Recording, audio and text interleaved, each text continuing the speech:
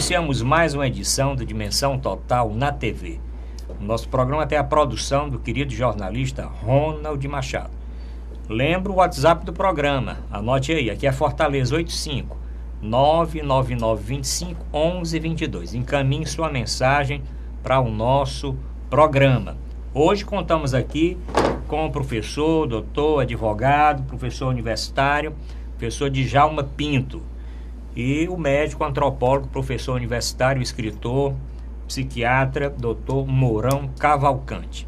Os temas da semana, atendendo os nossos ouvintes. Antes, quero lembrar o meu portal na internet, portalarrudabastos.com.br. O telespectador pode rever todos os programas anteriores. 2 anos de Dimensão Total na TV. Professor Djalma Pinto, muitos assuntos aqui, mas vamos falar a respeito da denúncia que chegou na Câmara dos Deputados, na Comissão de Constituição e Justiça, denúncia contra o presidente Temer. Uma denúncia de corrupção passiva. Professor Djalma Pinto, e essa denúncia? A Câmara, ela vai ter oportunidade de se manifestar por 2/3 dos seus integrantes, se aceitará ou não a denúncia, para que o Supremo possa processá-la. Se a maioria, ou se 2/3, se não for atingido esse quórum, o Supremo ficará impossibilitado de continuar, de receber a denúncia. Então é um pré-requisito que a Constituição exige. E agora é uma situação muito desagradável, né? O chefe da nação denunciado e fica tendo que negociar com essa base parlamentar que não tem compromisso nenhum com o interesse coletivo, vai exercer um poder de barganha muito grande, aumentando os gastos do Estado, provocando realmente uma situação muito desconfortável e até que fragiliza a própria democracia brasileira, na medida em que as pessoas tão impactadas pela quantidade de denúncias contra os ocupantes de função política, fica sem motivação para crer na nossa democracia. É um quadro muito lamentável e nós vamos ter que enfrentar e buscar retificações. Nós temos que aprimorar essa classe política. Essa classe política brasileira é uma tragédia. Nós temos que trazer novos valores, pessoas diferentes para esse 2018, ver se o Brasil faz uma asepsia colocando sangue novo e com gente que tenha a consciência de que praticou crime no exercício da função, vai ter que ter consequências, tem que ser responsabilizado. Sob esse ponto de vista pedagógico, é muito importante essa denúncia do Ministério Público, para que o futuro presidente saiba que se ele cometer crime, ele poderá também passar por essa mesma situação. Doutor Mourão Cavalcante, Comissão de Constituição e Justiça está recebendo a denúncia, a briga já começa para escolher o relator. O relator na Comissão de Constituição e Justiça, o ideal é que fosse escolhida uma pessoa que não tivesse nenhum compromisso com o presidente Temer? Olha, é muito complicado porque, na realidade, esse tipo de processo ele acaba tendo uma dimensão política muito maior do que judiciária, né? Acreditam aqueles que defendem o presidente Temer que ele, Temer, é o líder de um determinado tipo de pensamento, de tendência. Mas que tendência é essa? Que ideologia é a desse cara? Afinal de contas, ele está querendo, ou eles, né, porque é um grupo, estão querendo dirigir o país para quê? Para onde? Para fazer o quê? Então, o sentimento que nós temos é de que, na realidade, não é impor um determinado, propor à sociedade um determinado modelo de como gerir a coisa pública, mas sim interesse puramente pessoal de um grupo. Eu preciso ter maioria ali, então eles sacam, tiram um deputado, coloca outro que é obediente. Nunca se distribuiu tanta verba parlamentar como agora não é? O Diário Oficial está aí rodando dia e noite com essas emendas para poder dar essa tal maioria. Mas que diabo de democracia é essa? Nós, brasileiros, estamos cansados disso. Eu acho que o país já demonstrou muita paciência com isso. E esses caras não resolvem. Eles têm que soltar o osso. O osso não lhes pertence. O osso lhe foi dado. Os ossos do ofício, digamos assim, foram dados para eles cumprirem tarefas. Mas não é isso que a gente está vendo. Então, há uma indignação silenciosa, mas eu não sei até quando isso poderá ser contido. Estão brincando demais com a sociedade brasileira, estão indo longe demais. Eu vi a fisionomia de alguns amigos quando souberam daquela história. O Aécio vai voltar, o Loures foi solto, sabe? As pessoas ficavam brancas assim, pasma. Que diabo é isso, meu Deus? Então, chega, já está na hora da gente retomar o caminho da democracia. Eu tenho a impressão, e essa é uma impressão puramente particular, é de que essa Constituição teve tanto medo do regime militar ao qual ela sucedeu, que botou essas horror de barreiras, não é? Para derrubar um presidente.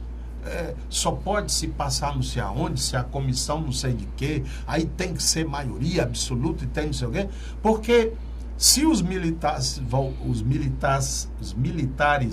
voltassem, eles iam derrubar de uma vez só tudo isso. Então, criar essas barreiras, mas elas têm servido para a delinquência. O professor Mourão aí toca num ponto que é muito relevante.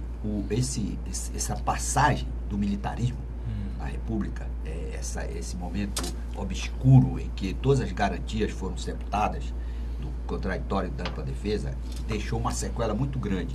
Esse pânico em relação ao abuso. Então, a primeira consequência foi a implantação da presunção de inocência até o trânsito em julgado da decisão penal condenatória. O cidadão pode ter cometido um latrocínio. Ele foi condenado pelo juiz singular, foi condenado pelo tribunal, foi condenado no STJ, no Supremo Tribunal Federal. Ele entrou com embargo de declaração, ele ainda é considerado inocente, porque não houve o trânsito em julgado da decisão. Isso foi uma consequência desse pavor do que o militarismo implantou na República. Se projeta nessa garantia de elegibilidade para predadores da coisa pública. O cidadão está denunciado, condenado na primeira instância, se não existir uma condenação no órgão judicial colegiado, que já representou uma evolução, que antigamente era, se não existisse trânsito em julgado, ele pode disputar qualquer cargo eletivo no Brasil. Por isso é que nós estamos convivendo com essa patologia, segundo a qual todo infrator da lei do Código Penal pode ser um representante do povo, e o Brasil convive com mais de 230 deputados e senadores indiciados ou denunciados perante o Supremo Tribunal. Não tem até um deputado, não é, que está presidiário, condenado? Ele é presidiário. O deputado federal é presidiário. Se ele bote aí seu endereço, por favor, ele vai ter que botar papuda, como é? Papuda, né? Não sei o que, CEP e tal e tal e tal. No entanto, ele tem que vir todos os dias bater o ponto na Câmara Federal. Será que isso não é uma aberração? Uma aberração. Como é que o cara vai ser um legislador condenado, criminoso? Se ele tiver indiciado, se ele tiver denunciado, nenhum país vai aceitar uma aberração dessa. Por quê? Porque ele não tem qualificação moral, não tem idoneidade para ser um ocupante de função tão relevante, de exercer o poder político. O que é o poder político? É o poder que detém a força, é o poder que vai construir as normas que a sociedade vai respeitar. Então, como é que uma pessoa com esse perfil pode ser alçada a essa condição? Isso é que leva o Brasil a ser um país desigual e sem prosperidade, com a pobreza disseminada em todos os segmentos. Professor Djalma Pinto, passa primeiro na Comissão de Constituição e Justiça. Vai lá que a comissão faça um relatório não favorável ao recebimento da denúncia. O que é que acontece daí por Aí diante vai- para os nossos ouvintes? Vai para o plenário da Câmara. telespectadores? Vai para o para plenário da ser Câmara. apreciado pelo plenário da Câmara. E o plenário da Câmara vai ser soberano para dizer. E ele só poderá ser processado se pelo menos 2/3 da Câmara aceitar aquele pedido. Então essa briga toda agora pelo relator, né, inclusive envolvendo o nome do presidente da comissão, porque o presidente da Comissão de Constituição e Justiça está falando grosso. Está dizendo que vai escolher um relator independente, que não tenha nenhum compromisso e que seja um conhecedor do direito ou dessas questões.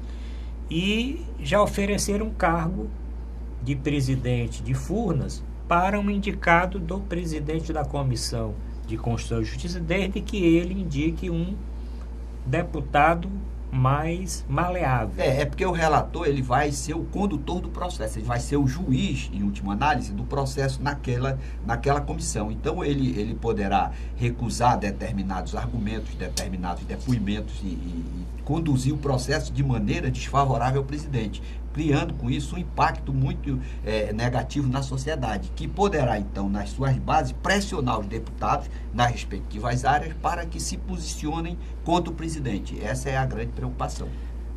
Professor Mourão Cavalcante, o que é que você acha que vai dar isso no final? Eu tenho a impressão que, como eu falei inicialmente, a sociedade brasileira está cansada deste vai e vem, não é? Que não chega a uma diretriz. Nós estamos precisando de outra pauta, nós estamos precisando de outra discussão, de outras discussões. Enquanto isso, as tais das reformas, né, trabalhista e previdenciária vão subreptilmente, quer dizer, camufladamente, escondidamente, tentando passar e avançar em câmaras, em legislativos que não estão em condições mais de julgar coisa alguma. Então, há um impasse no país e há um cansaço já, eu diria, há uma exaustão. Ainda bem que nós não tivemos crise, por exemplo, tipo abastecimento. Nós poderemos ter. Não há um pipocar de greves de setores fundamentais. Por exemplo, um dia de greve nas empresas de aviação ou nos aeroportos, né? Um dia de greve dos transportes coletivos nas grandes capitais, ou coisa do tipo, uma crise de abastecimento. Está tudo aparentemente funcionando, mas aguenta até quando? Esse é um ponto também que o professor Mourão coloca bem. A revolução, ela não é consequência só da crise política, da instabilidade política do país. Ela pressupõe também um descontrole da economia. Por que o povo não foi ainda para a rua? Porque a economia, por mais que esteja ainda naquela fase de está esbaforida. Tá, né? Mas ela ainda não está, como na Venezuela, por exemplo. Sim. Ela não chegou no ponto do desabastecimento e também ainda não se estabeleceu o caos, nem a desconfiança total no sistema. Qual foi o mérito que o Temer teve? Montou uma equipe econômica que gera confiança. E é onde ele ainda está se mantendo. Porque se a economia estivesse ruindo, ele com certeza teria que sair, porque o povo ia reclamar, ia para a rua, ia exigir a sua destruição. Mas as dentadas estão sendo providenciadas, né? É que a intervenção, a gente só sente a dor do corte quando passa a anestesia, né? Essas propostas aí de reforma previdenciária e reforma trabalhista é algo de extremamente temerário, né? A perda de direitos que foram longamente conquistados e está sendo tirado assim num vapt-vupt. Eu tenho muita preocupação com isso também. Mas o problema, por exemplo, onde é que ele está vencendo bem? Ele, na área da inflação. Com inflação. Na inflação, porque o desemprego continua. O problema do desemprego aí é que elevado, é um negócio sério. né? É por isso que eles estão querendo fazer algumas reformas para tentar enfrentar essa crise do desemprego. Há questionamentos se a reforma dessa ou daquela maneira. O fato é que precisa haver reforma. A dimensão da reforma que precisa ser negociada. Mas há um consenso entre os economistas que a Previdência precisa ser mexida, que a legislação trabalhista também não estimula os investidores. Tem uma entrevista de um cozinheiro aí que está fazendo muito sucesso, que ele diz que não tem mais cristão que faça ele assinar uma carteira. Porque um cozinheiro lá da equipe dele, ele foi condenado a pagar 300 mil reais para de indenizações trabalhistas e tal. Então, é preciso que haja um consenso, a sociedade se repactue para estimular o empregador, aqueles que têm vocação para empreender, e, por outro lado, também conter a crise excessiva dos gastos, porque o dinheiro do Estado, professor Arruda Bastos, não cai do céu, não tem mistério, é igual uma família, gastou o que não tem, vai ter problema. Então, nós temos que qualificar, em todos os partidos, PT, PSDB, PV, qualificar as pessoas para o gerenciamento eficiente, a chamada boa governança, que é a última palavra que os técnicos europeus estão usando para o gerenciamento do Estado. A boa governança começa com ações voltadas exclusivamente para a satisfação do interesse coletivo. Por exemplo, eu estive ontem andando numa estrada aqui, que ia para Tauá, na direção de Tauá, cheia de buraco. Eu acho que a sociedade devia começar a exigir multa para o ministro dos transportes, para o responsável pelo DENIT. Como é que é possível? Você paga imposto, paga tributo e vai andar na estrada, a estrada cheia de buraco, cheio de carros parados no meio da estrada, de noite, com o pneu furado, por conta das crateras que existem. Isso é inadmissível num país civilizado que cobra tributo dos seus cidadãos. Vou agradecer ao nosso telespectador, doutor Moro, que mandou o nome aqui do deputado. É o deputado Celson Jacó, o único deputado que compareceu à Câmara. Aqui está comparecendo. Inclusive, quando da leitura da denúncia. O único deputado. Ele está lá obrigado, por outras razões, além do compromisso. Sim, porque ele tem que cumprir. De dia, ele tem que estar no Congresso, e à noite, ele tem que estar no presídio.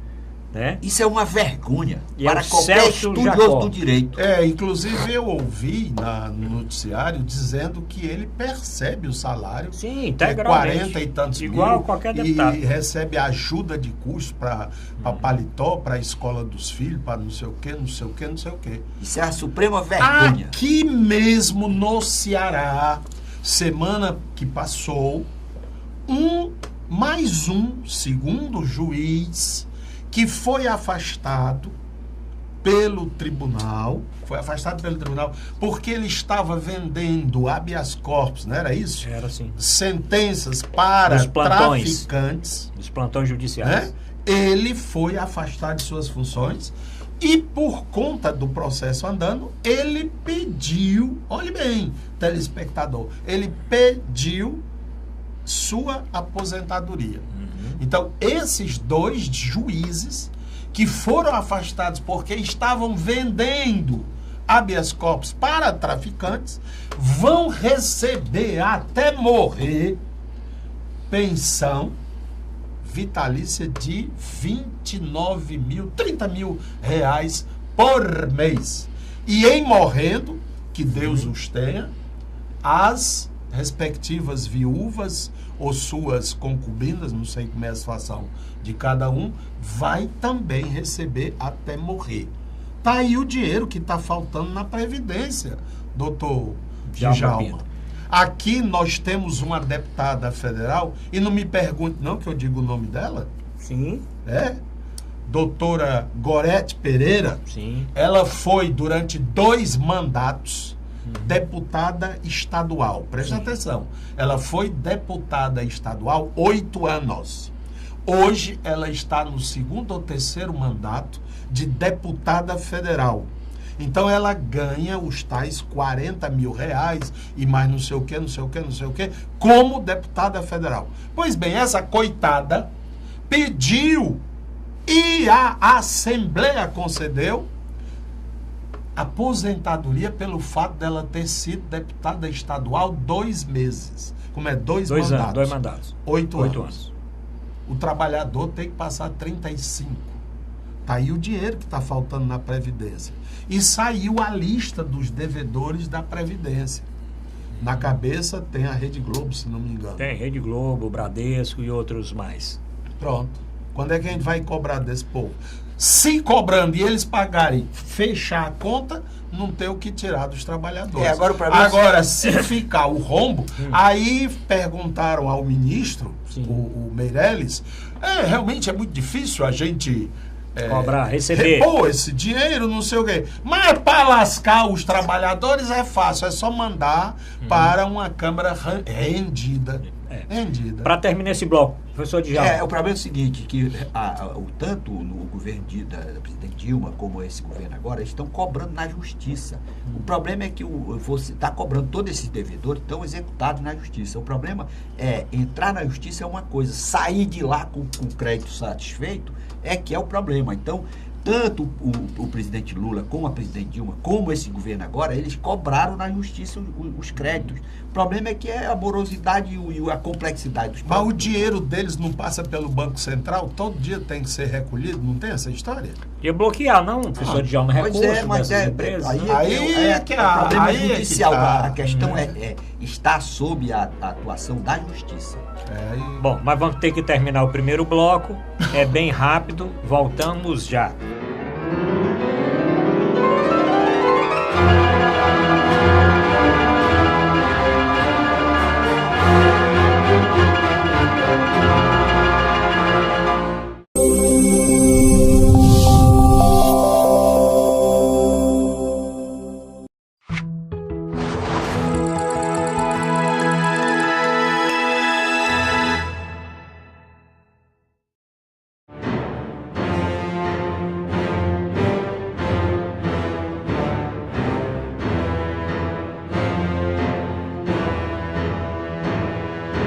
Voltamos a apresentar Dimensão Total na TV.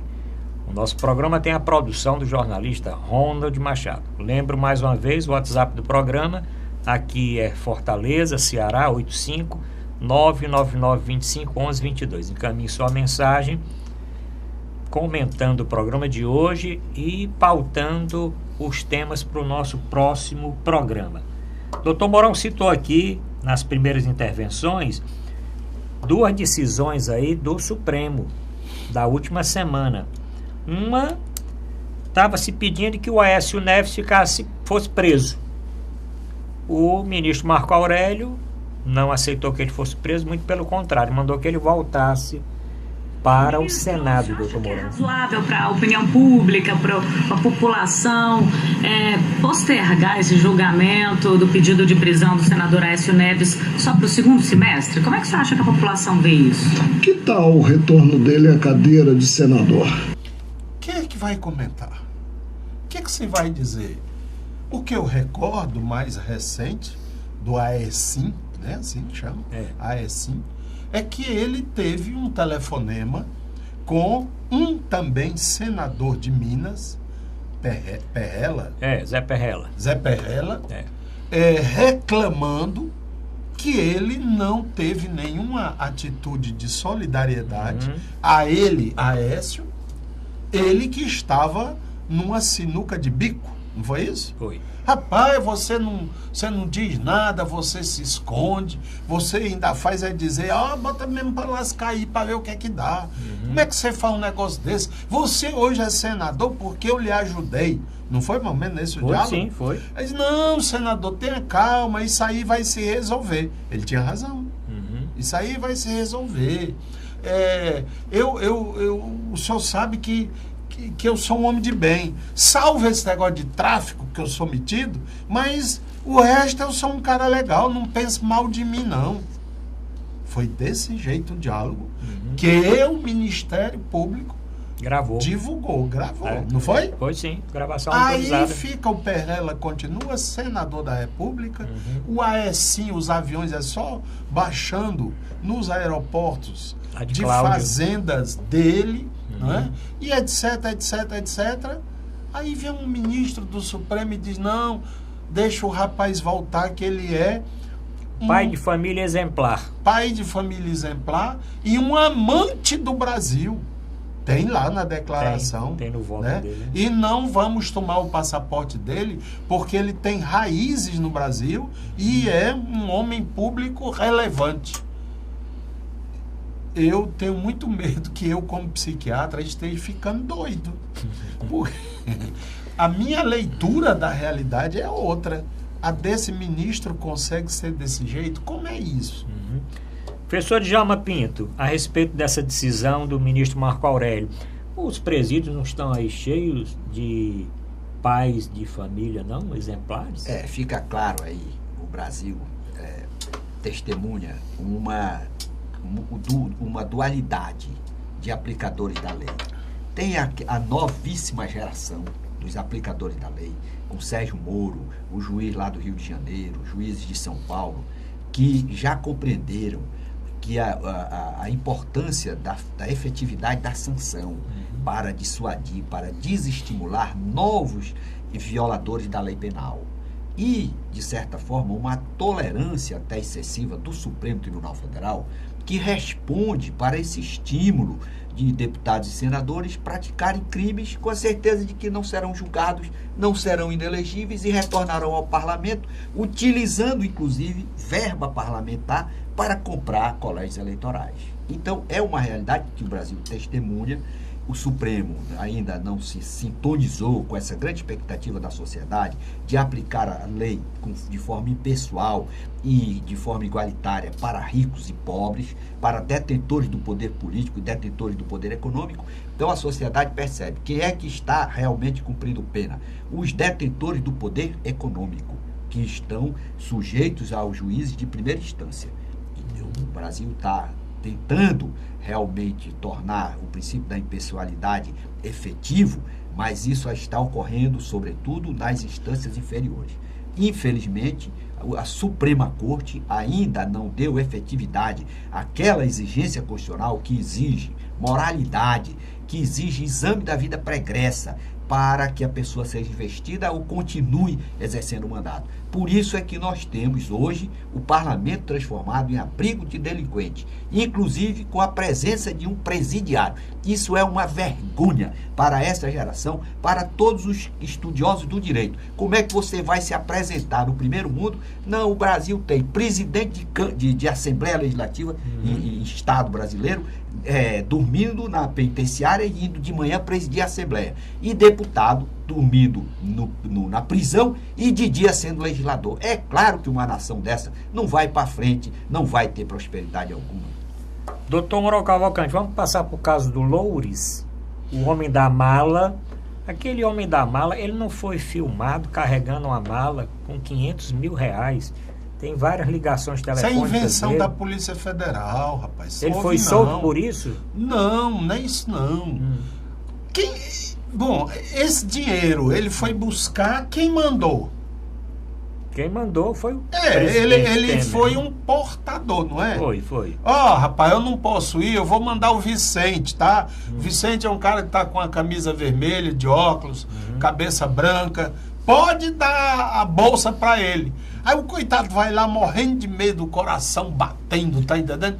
Ele pega essa bolsa, sai correndo, entra no primeiro táxi e tudo. Aí vão prender o miserável, rapaz. Pois é. Ele foi me fazer um favor. Agora, quem é esse eu? O Quem é o Janot eu? diz O Janot. textualmente que é o presidente Temer. E quem deu o dinheiro diz que foi quem? Também. Pronto, aí. Como é que um cara é deputado federal, faz parte e vai dizer: não, esta acusação da Procuradoria-Geral não procede, sou a favor de Temer? Pronto, e aí? Vamos para casa. Doutor Djalma Pinto, me diga uma coisa. Nesse caso, eu queria que o senhor só me explicasse um seguinte detalhe. Ele saiu com a tornozeleira eletrônica, né? Então, ele... Rapaz, o negócio dia, em Brasília sim. está tão sério que mandaram buscar Goiás, né? em Goiânia. Foi, porque lá em Brasília não tinha. não tem mais tornozeleira. Eu quero O até, estoque acabou. eu quero até saber isso do doutor Djalma Pinto, porque tem uma fila, pelo menos que a reportagem mostra, existiam 100 presos para ter exatamente esse mesmo direito de usar a tornozeleira eletrônica. E eles não estavam ainda em liberdade porque não tinha tornozeleira eletrônica lá em Brasília. Como é que esse Loures pega um carro da Polícia Federal, anda 209 quilômetros, vai pegar em Goiânia a tornozeleira, furando uma fila de lá, bota a tornozeleira, sai aqui cedinho e no fim da tarde vai para sua casa? E esses outros aqui que estavam na fila esperando a sua tornozeleira? Fica caracterizado aí o privilégio inaceitável. É por isso que o Brasil tem tantos políticos delinquentes, porque não existe efetividade da sanção para eles. Eles compõem uma classe privilegiada. E aí está a prova eloquente disso. E é por isso que os analistas, os estudiosos, estão concluindo que o povo brasileiro está cada dia mais descrente da nossa democracia. Democracia é um regime de privilégio.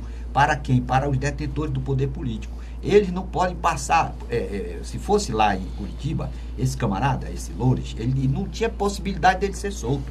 Aí, o problema é esse, é que a lei penal, quando ela é aplicada pelas instâncias superiores, ela assume uma certa fragilidade. Ela não pode jamais cumprir essa sua grande missão de conter os infratores, de inibir aqueles que têm predisposição para a prática de delitos contra o patrimônio público. Por quê? Porque o cara sabe que vai passar um pouquinho de tempo sendo incomodado, que logo ele se recolocará onde está e aquele processo jamais vai ser julgado, que a revista Congresso em Foco fez um levantamento de 508 processos, só foram julgados, 16 só realmente tiveram conclusão. Os processos, por exemplo, do Jader Barbalho, 8 processos prescreveram, são dezenas de... São 5 anos, né? Conforme seja, né? o tempo fixado para a pena. Mas o fato é que, historicamente, os detentores do poder político não são punidos no Brasil. Por isso é que há essa recorrência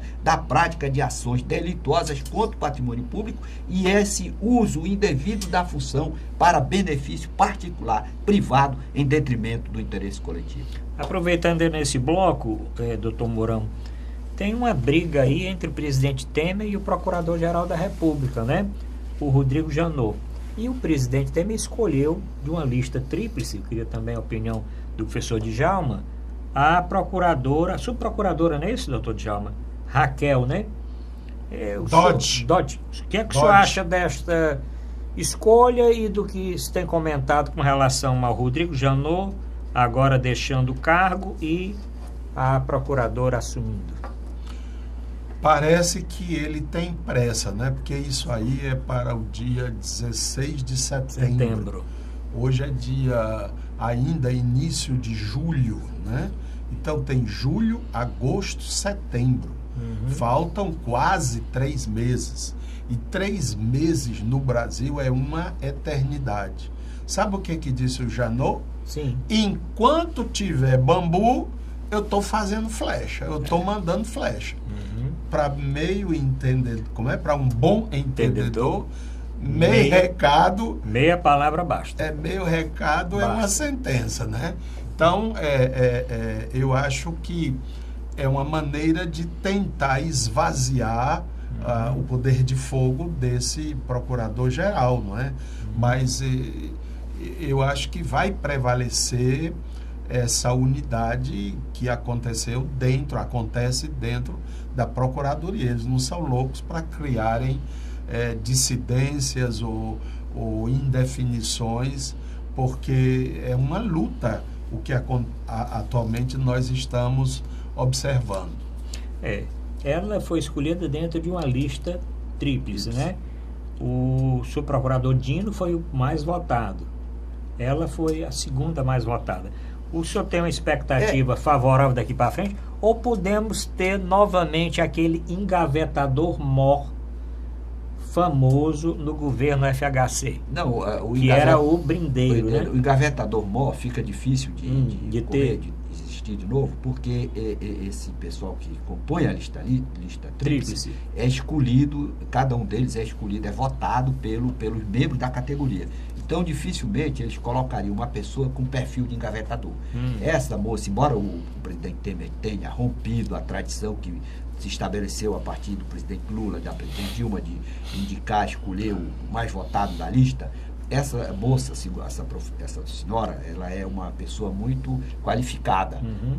De um modo geral, Currículo. procuradores exaltam o seu currículo, a sua atuação credencia para ela, a credencia para o exercício dessa função. O que a nação espera é que haja realmente esse dinamismo, essa busca de aplicação da lei penal para todos os infratores, independentemente da sua condição social.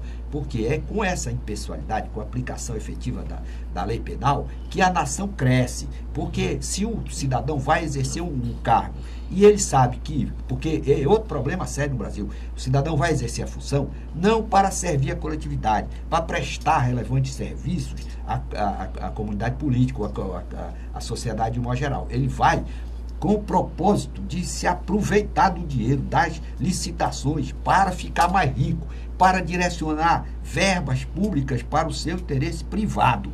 E o problema é que, não acontecendo nada, isso cria uma cultura distorcida. Essa é a razão de nós estarmos nessa situação de crise econômica, crise social, de crise política. Por quê? Porque só agora o Brasil começa a despertar para a aplicação da sanção, independentemente do potencial econômico ou político do infrator. Doutor Mourão Cavalcante, agora, uma notícia de última hora, o ex-ministro Gedel Vieira Lima, lá da Bahia, foi preso dentro de um processo de obstrução de justiça.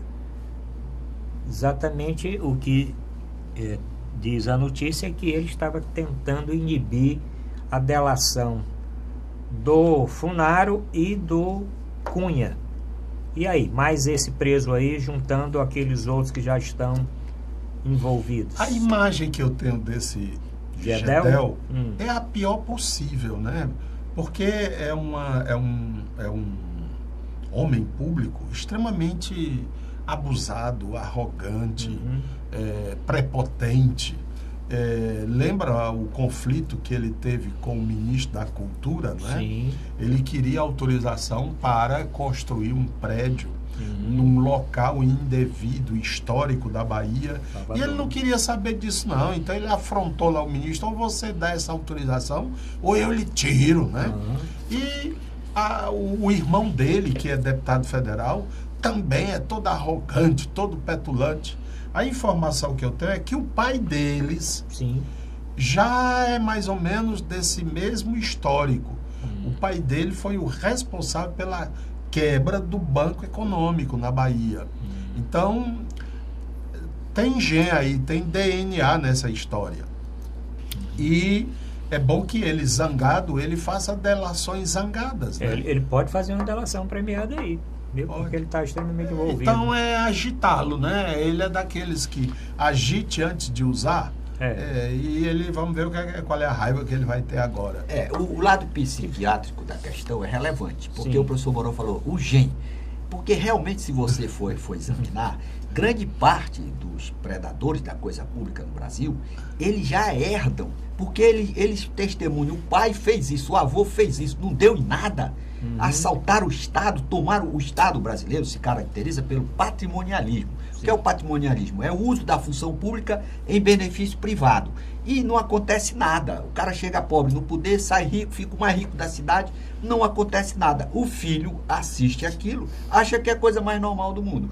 Então, esse deputado Gedel, ele já teve vários processos no Supremo, denunciado. Ele foi nomeado, apesar dele já ter esse rosário de ilícitos lá no Supremo Tribunal Federal, ele foi nomeado vice-presidente da Caixa Econômica.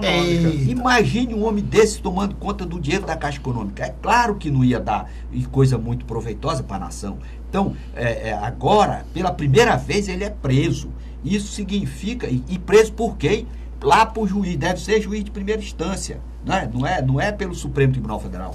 Significa que os juízes do Brasil, jovens juízes do Brasil, estão resgatando a credibilidade do povo na democracia. Nós só teremos democracia efetiva no Brasil quando todo mundo for tratado de forma igual. Todo mundo tem que saber, eu não vou cometer crime, porque se eu cometer ilicitude tipificada no Código Penal, eu terei o direito de defesa assegurado, mas sofrerei a sanção. Aí nós vamos otimizar, com essa visão, vamos otimizar os recursos públicos, vamos ter políticas públicas direcionadas para a área da educação, para a área da saúde, e nós não vamos ter tanto desperdício que inviabiliza a boa gestão da coisa pública. Bom, estamos terminando esse segundo bloco, mas no caso, o ex-ministro Gedel Vieira Lima, ex-braço direito de Michel Temer, foi preso pela Polícia Federal na Bahia. A decisão é do juiz Valisney de Souza, titular da 10ª Vara Federal de Brasília. Gedel é acusado de atrapalhar a investigação no âmbito da Operação Lava Jato e também de envolvimento em fraudes de créditos da Caixa Econômica Federal. Ele teria atuado com o operador Lúcio Funaro e com o ex-deputado Eduardo Cunha. Pronto, fica comprovado, portanto, que o grande resgate da democracia brasileira está sendo efetivado pelos juízes da primeira instância. São eles os grandes porta-vozes, portanto, da cidadania e a grande esperança de um Brasil livre desses predadores. Bom, terminamos o segundo bloco, voltamos para o bloco final. Só um momentinho, já já.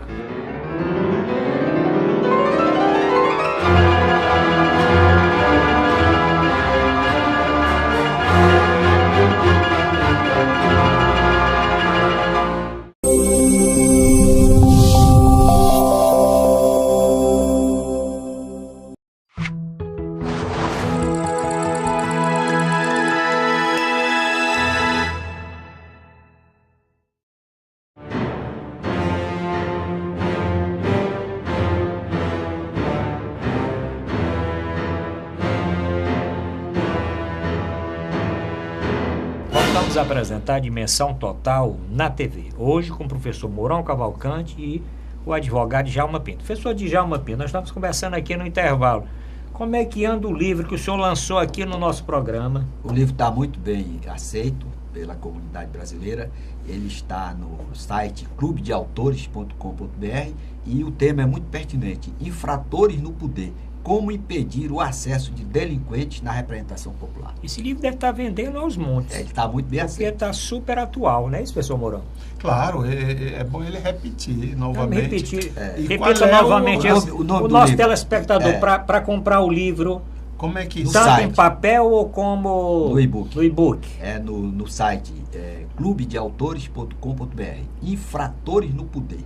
Como impedir o acesso de delinquentes na representação popular. Lá eu estou extraindo da Constituição o mecanismo, a fórmula para se impedir que essas pessoas que cometem crimes continuem exercendo a representação popular, tenham acesso à elegibilidade.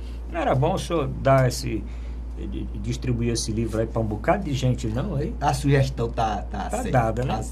Olha, o telespectador pode comprar e depois comprar um segundo e doar para uma autoridade, né? Mas nós vamos discutir agora, professor Mourão, primeira página, manchete principal da Folha de São Paulo recente. Manchete diz o seguinte: cresce apoio às ideias próximas à esquerda. Isso é uma pesquisa que foi feita com 2.271 entrevistas no dia 21 e 23 de junho, então está bem recente. O que diz é o seguinte: a pesquisa tem uma série de considerações. Diz o seguinte, que subiu de 58% para 77% a parcela que acredita que a pobreza está relacionada à falta de oportunidade e não à preguiça, como a última pesquisa mostrava que as pessoas associavam que a pessoa era pobre porque era preguiçosa.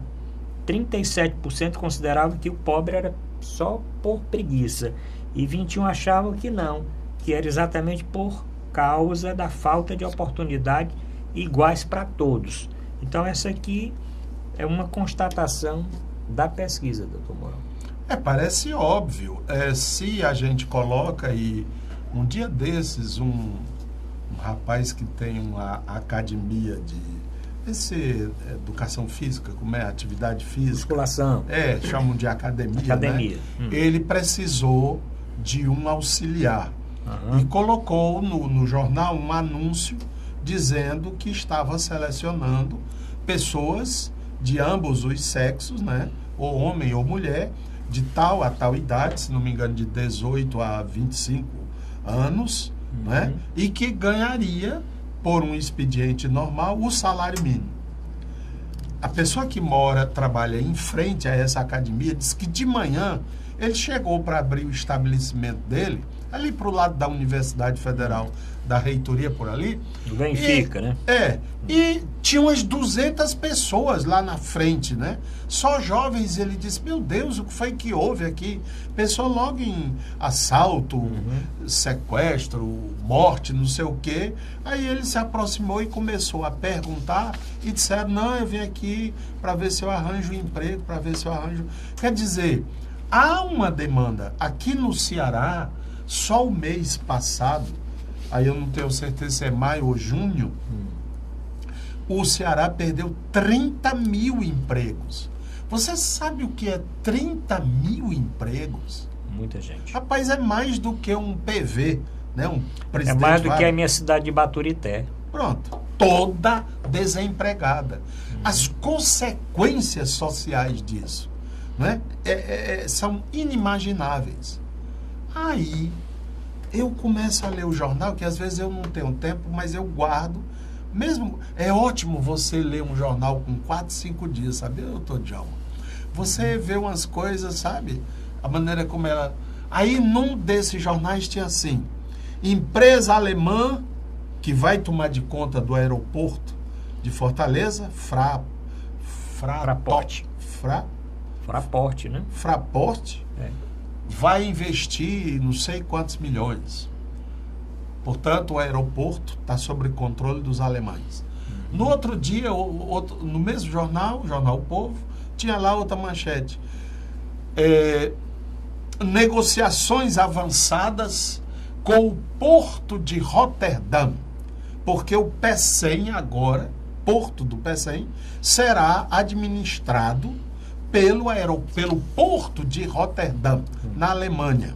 Na Holanda, desculpe. Na Holanda. Aqui vai ser uma espécie de entreposto, dependente de lá. Nesse mesmo porto, ao lado tem a siderúrgica, que é dos coreanos, Coreia do Sul. O governo do estado do Ceará está preparando um protocolo para um portfólio, né, assim que eles chamam, para entregar ao governo chinês, para que eles venham explorar aqui as ferrovias, hospitais, Sim. clínicas de saúde, etc. Onde é que ficam os cearenses nessa história? É uma boa pergunta.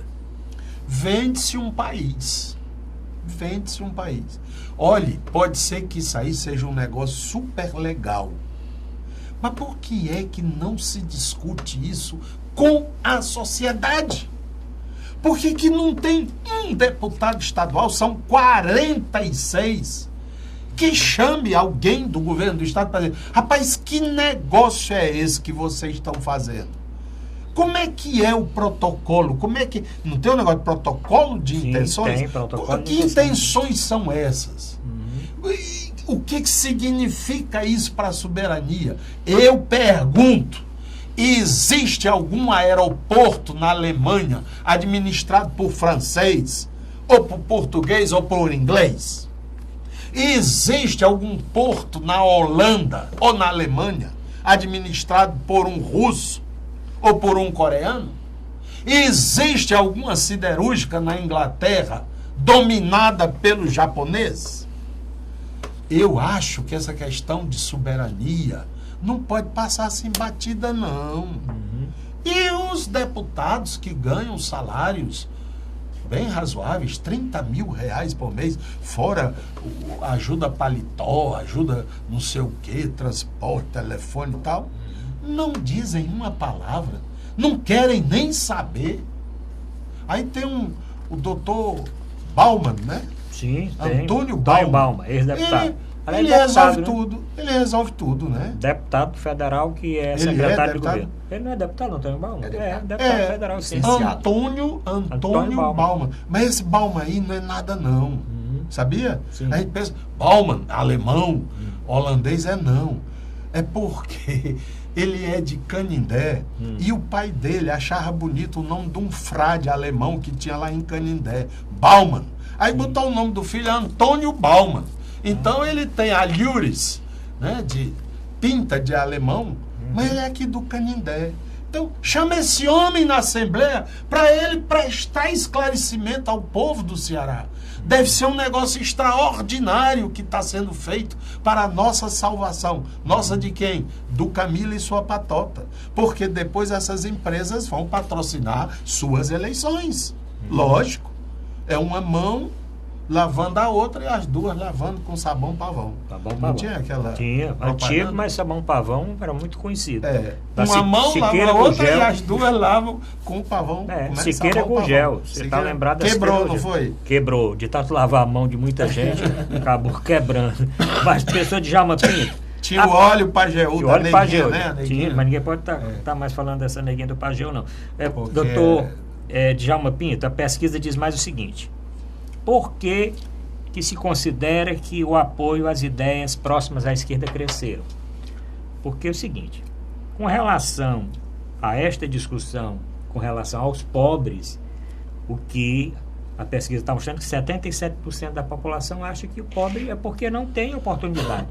Ele não é pobre porque quer ou por preguiça. Só 21% consideram que seja por preguiça. Mas tem outra coisa aqui. A tolerância com relação à homossexualidade também aumentou. Mas isso não é coisa de esquerda não, rapaz. Não, mas na pesquisa são pautas mais defendidas pela esquerda do que pela direita. Defende que não tem o que defender para fazer o que fazer. Cresceu a tolerância à homossexualidade de 64% para 74%. A aceitação de migrantes pobres cresceu de 63% para 70%. A rejeição à pena de morte subiu de 52% para 55%. Em primeiro lugar, o professor Mourão defende, em última análise, uma ideia nacionalista. Ele quer os bens do Ceará geridos por cearenses. Qual é o problema? Para você gerenciar, para você expandir, você tem que ter dinheiro. O problema é que o Estado brasileiro é um Estado falido. Por isso que todo mundo chega aqui e compra as empresas. O dólar é bem apreciado, o euro também, então fica mais fácil dos grupos internacionais chegarem e investirem aqui. E o Ceará precisa de emprego, precisa de instalação de indústria, não tem ninguém aqui que tenha disposição para investir. Agora, o grande problema... Eu tenho o resto dessa história, quer que eu conte? Sim, só vai contar. É porque eu não vou contar toda a matéria do jornal. Eu fiquei interessado e fui ler. Na tal do aeroporto, que é a que está mais avançada. Aí diz assim, a empresa alemã vai investir. E, para tanto, o FNE, Fundo Nacional, eu não sei de que esse é aí, empreendedores ou investimentos, não sei. É um fundo subsidiado. Pronto. Está disponibilizando para essa iniciativa 700 milhões. E o Banco do Nordeste, declaração de seu presidente, já tem 500 milhões no caixa esperando o pedido. Isto é, nós vendemos e depois nós financiamos, damos dinheiro aos caras para os caras pagarem a gente. Rapaz, é um negócio muito legal, eu vou ser chinês. Isso aí é uma privatização questionável. Realmente, aí o professor Mourão coloca uma dúvida na forma eficaz da Por isso é que eu estava falando, desculpe lhe interromper, eu queria esclarecimentos. Eu queria que os deputados tivessem a curiosidade, como eu tive, de juntar os jornais e procurar como é isso, para onde é que vai isso, como é que... Tá entendendo? Mas não... Chega a mensagem na Assembleia, quem tiver a favor, fique como está aprovado. Agora, se vamos vender o porto, não sei o que, quem tiver a favor, fique como está aprovado. Não é para ser assim. Porque realmente a lei que vai regular a privatização, ela deve prestigiar o interesse nacional. E deve, porque o Brasil está precisando de investimento do exterior, mas também não pode ser tão generoso. E questões de segurança, né? Aeroporto, cara. Agora o problema é o seguinte, está aí na pesquisa da esquerda, a oportunidade. O problema do Brasil é que realmente ele está na contramão desde o tempo do Condorcet. O Condorcet já dizia que para se implementar a igualdade no país, você tem que assegurar escola de qualidade no ensino fundamental para o pobre. O problema do Brasil é que o pessoal de baixa renda, os governantes, todos os governantes brasileiros, todos os presidentes brasileiros, nunca se preocuparam com a educação no ensino fundamental. Se você não trabalhar a criança para ter uma perspectiva de prosperidade, não oferecer a mesma escola de qualidade que é oferecida para o filho do rico, nós jamais vamos ter um equilíbrio, uma igualdade que a Constituição deseja. Nós vamos continuar com essa quantidade de pessoas pobres, paupérrimas, sem condição de competir. Então, agora vamos trazer para o problema aí da não refinaria, dessa siderúrgica. Qual é o problema? Tem que trazer os empregados lá da Coreia, porque nós não temos mão de obra qualificada para exercer as funções mais relevantes lá naquele empreendimento.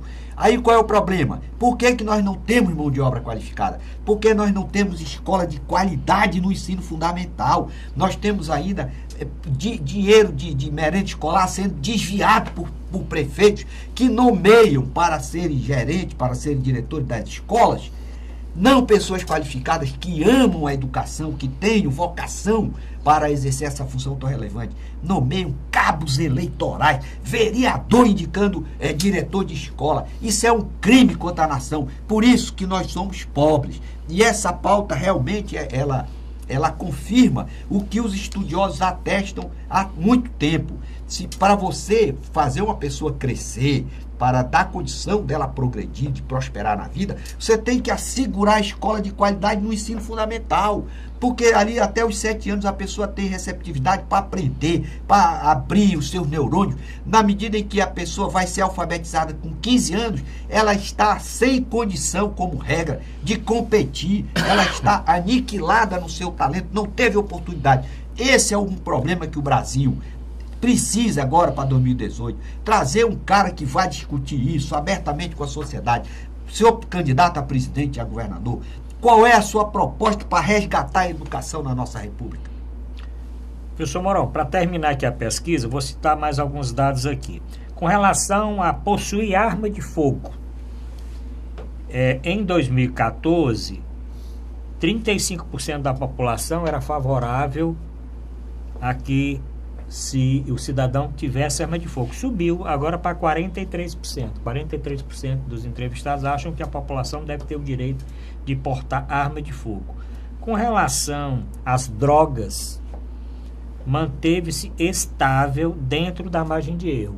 82% da população em 2014 era favorável à proibição das drogas. E agora 80%, dentro da margem de erro de 2 pontos. Um outro dado aqui é que a maioria quer pagar menos imposto, 51% da população, e quer depender menos do governo, 54% da população. Contudo, considera que o Estado deve ser o principal responsável por fazer a economia crescer, 76%. Lógico, outro dado da pesquisa. O que se quer é que ele eleja outras prioridades. É que a prioridade seja, como sugere o Dr. Djalma, basicamente na educação. Você não pode mudar um país sem que você mude radicalmente a educação, né? Por exemplo, a gente fala da Coreia. Quando terminou a guerra da Coreia, isso tem uns 20, 30 anos, né? As duas Coreias, sobretudo a do Sul, as duas, estavam acabadas, arrasadas.